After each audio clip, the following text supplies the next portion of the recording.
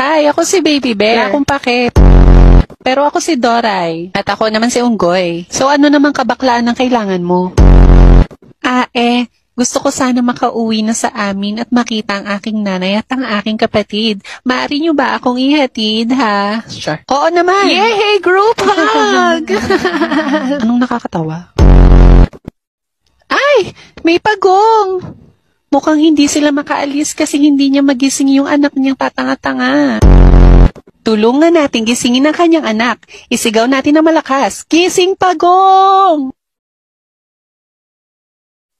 Di ba sabi ko laksan nyo? Isa patang ina nyo. Gising pagong! Ayan, nagising na ang putat. Tara na. Napakasarap talagang tumulong, lalo na sa mga nangangailangan, di ba? Oo nga. O bakit may pag-ikot, be?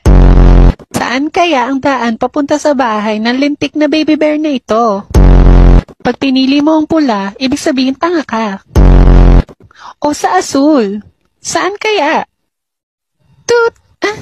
Tama! Sa asul! Tara na, ihatid na natin ang mukhang unggoy na bear na ito. Oo nga, mas mukha pa siyang unggoy kesa sa akin. Ganon. Tara na.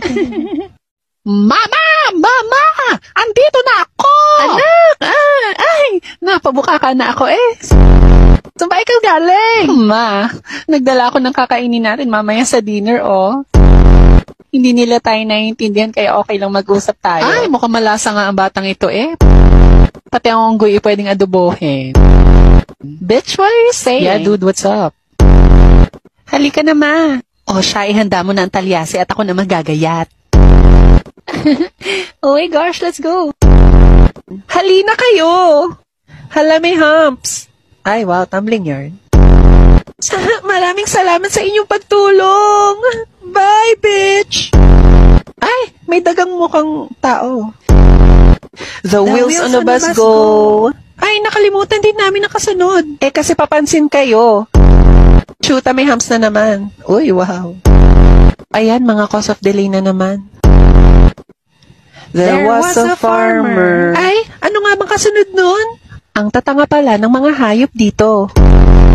Maraming salamat sa inyo, Doray. Oo na, dami mo sinasabi. Ay, shoota, oh! Mary had a...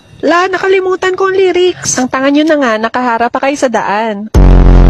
Sa wakas, nandito na tayo sa bahay ni Becky. Hola, bitches.